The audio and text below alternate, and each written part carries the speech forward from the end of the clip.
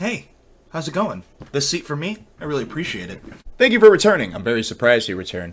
Thank you to everyone that watched the video last week. All two of you watched it from beginning to end. One of you just snapped and talked over it. The other one actually watched the whole thing. I very much appreciate it. If you would like to continue watching these, please like and subscribe. I really don't care. I'm going to do weekly videos, hopefully. Probably shouldn't have said that because saying it out in the universe means that it won't happen. But we have to hurry up because YouTube only gives you 15 minutes. So, let us dive right in. Raised by Wolves, if you're a Ridley Scott fan, especially if you're a fan of the latest Alien film, Alien Covenant, the one where Michael Fassbender tries to fuck Michael Fassbender by fingering the flutes or some weird shit. Check it out if you like weird shit like that. Westworld. If you're like me, you wanted to quit during the second season, but you watched the trailer for the Aaron Paul season, but you never watched it, watch it. It's actually very, very good. I know this much is true. It's a really very good miniseries. That wasn't grammatically correct or... Doesn't matter. Stars Bruce Banner himself, Mark Ruffalo ×2. He plays himself and his twin brother. The most depressing miniseries you'll ever watch, but it's very, very good. I highly recommend it. After Life, starring Ricky Gervais, written by Ricky Gervais, directed by Ricky Gervais. If you love Ricky Gervais, check it out. It's very comparable to Derek. It's got a lot of heart. It isn't a roll on the floor laughing series, but it is kind of like a feel good to be alive series. I recommend it. TruthSeekers, starring Nick Frost. It's very good. I was very surprised. It's not the best, but I recommend it nonetheless. Woke, if you like Lamorne Davis, check it out. Lamorne is from New Girl. He played Winston. Perry Mason, starring Kerry Russell's husband, who I can't remember, but he did co-star in The Americans. This is a very good mini-series. I think they're getting a second season. I'm not sure. But apparently it's based off of a lot of iterations of this lawyer. And the show, I never heard of Perry Mason. I thought the show was like a film noir, like detective type series, but he becomes a lawyer. And I didn't like that transition, but I did like the end game. So I didn't like the middle of this show, but I did like the beginning and the end. So check it out if you like beginnings and ends. The Undoing, you probably heard of it. Watch it. It's a whodunit starring Hugh Grant and Nicole Kidman. It was shocking. I was shocked. It's not very shocking to a lot of people, but it was very, very good. I recommend it. Animaniacs, if you love the original, watch this one. It is the continuation that Spielberg and Hulu developed, and it's great. Even though I'm an adult, I like that show. And I think that the show is for the adults now that were kids then watching Animaniacs, even though they had adult humor in that. But if you're a fan of Hollywood and film, such as I, you'll really dig this. The Third Day. It stars Jude Law and Naomi Scott or Campbell. I get the name confused.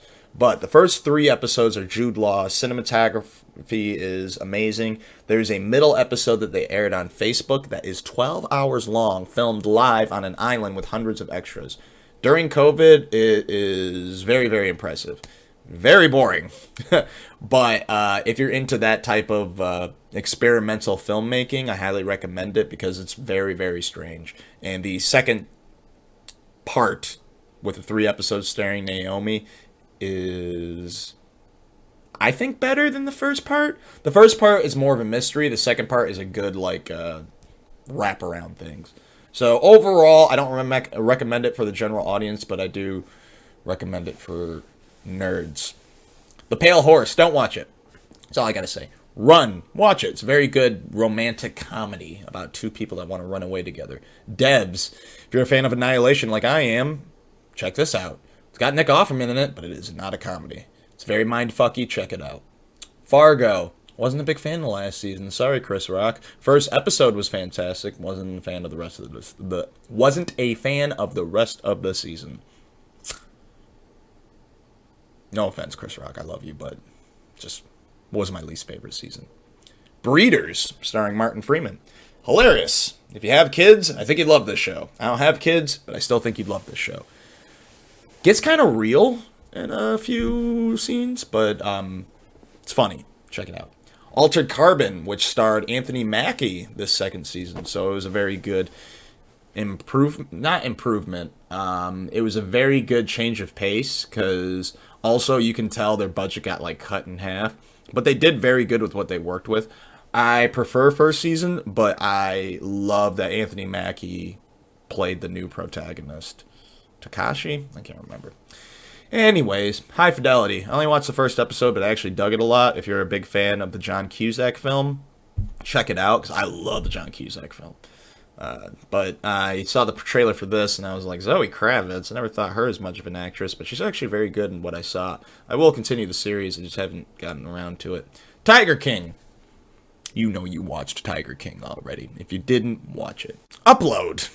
Great show about what happens when you die. Watch it. It's on Amazon Prime. I am not okay with this on Netflix. Isn't going to get a second season, so if you don't want a bummer ending that will never be resolved, don't watch it, but holy shit, that ending was crazy.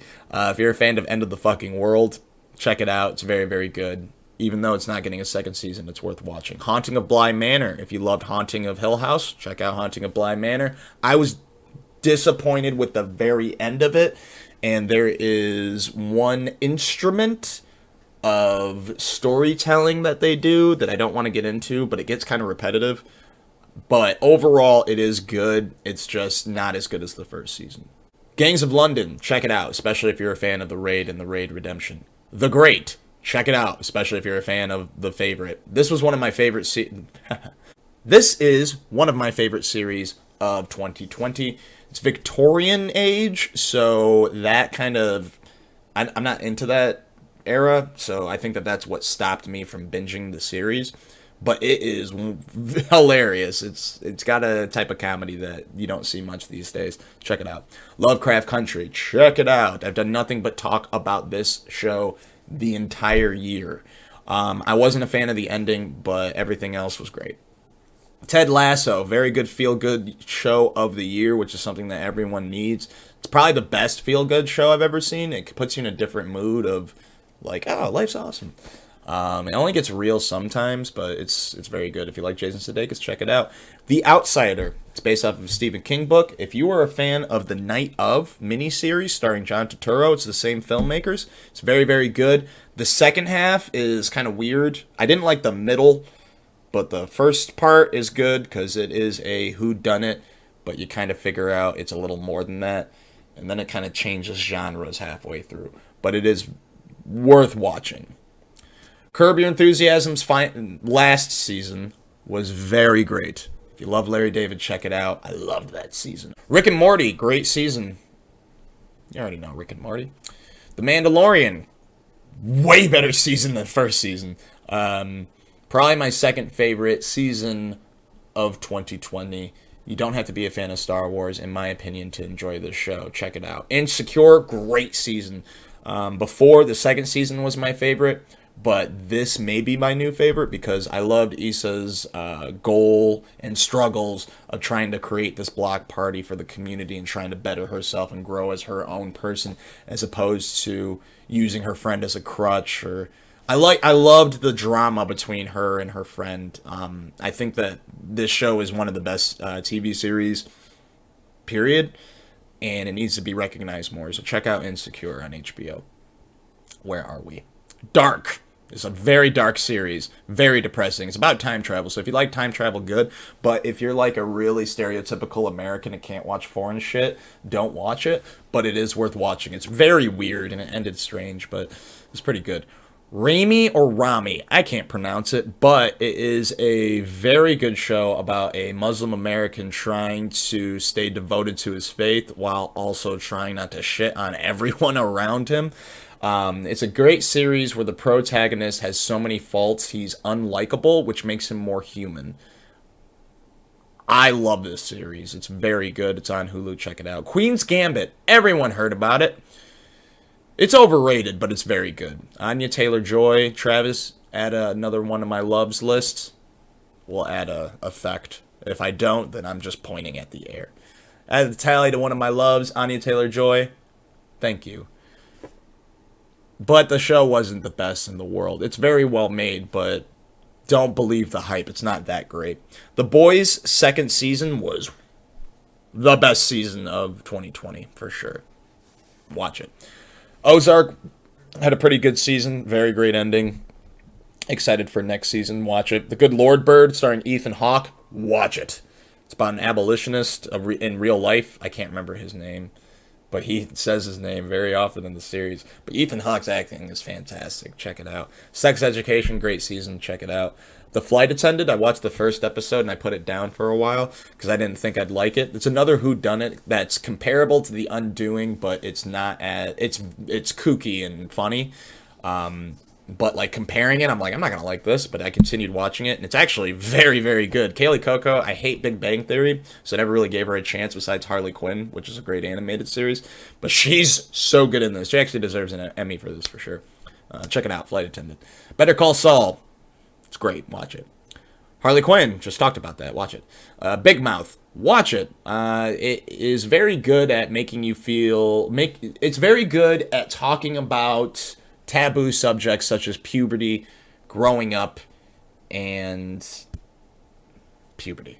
What goes on in the human body with sexuality and whatnot. It's very good. Very, very good. This season was very gross, and not for like talks about periods or stuff like that, but specifically for Jason Mantzoukas' character and Nick Kroll's girl character not fucking because they're kids, but sucking each other's toes and shit. That was gross. But besides that, it was my least favorite season, but it is a show people should watch. Schitts Creek, I just started it. I didn't finish it. I do think it's subpar so far, but I hear that season 3 and 2 is where it gets better. So I finished season 1. I'm waiting for it to get better. What We Do in the Shadows was another great season. I preferred season 1, but season 2 decided to not only focus on vampires, but they branch out a little bit. For example, ghosts.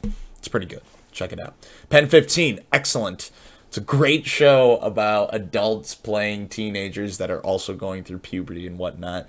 That show is really, really good. I actually prefer it over Big Mouth, and the stars of this actually guest starred on an episode of Big Mouth because the two shows are very similar. Check it out. How To with John Wilson. If you're a fan of Nathan For You, this is the show for you too. It's very good. It's a documentary, but not. It's a documentary. Dave, you like Lil Dicky? You like Lil Dicky? You like Lil Dicky? Check this show out. It's very funny.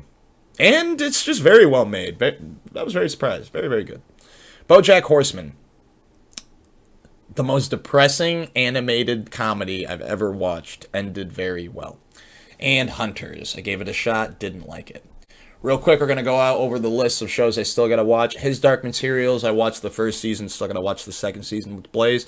Killing Eve, I tried before, I need to try again. Search Party looks very good. Solar Opposites, I hear, is excellent.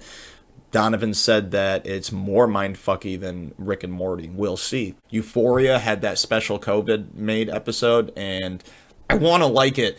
And I know it's very good, but I feel uncomfortable watching it. It's just teens and drugs. I don't know why I have such a big problem with it, but it's very depressing and it makes me feel depressed, so I'll try it again.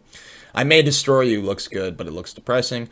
Blackish, I've watched a lot of episodes, but I want to watch it from beginning to end. Brockmire looks very funny. Teenage Bounty Hunters got canceled, but a lot of people loved it and raved about it, so I have to check that out. Ratchet I want to watch. I just have a problem with Ryan Murphy. Nip Tuck was one of my favorite series, and I really dug American Horror Story for a little bit, but then I hit a wall with Ryan Murphy shit because he makes so many shows. I'm not a fan of Glee. I'm not a fan of a lot of stuff that he does. I wasn't a fan of a lot of seasons of American Horror Story, but I'll check out Ratchet because it looks really good. The Crown I've tried before, but it's a lot of people staring out of fucking windows, so I'm getting tired of that. But I will try again, because I know it's a good show. I'm just so tired of watching people look out the window. Mythic Quest, which is the show with Mac from It's Always Sunny. I think Charlie Day helped develop it as well. It doesn't look like the greatest, but Danny Pudi's in it, so I'll check it out. And The Good Place ended. I don't know how it ended. Hopefully well. I have watched episodes before. I just never continued. It looks okay. Thank you for watching. Don't die of COVID. Or don't die. That's pretty good. It's pretty good advice.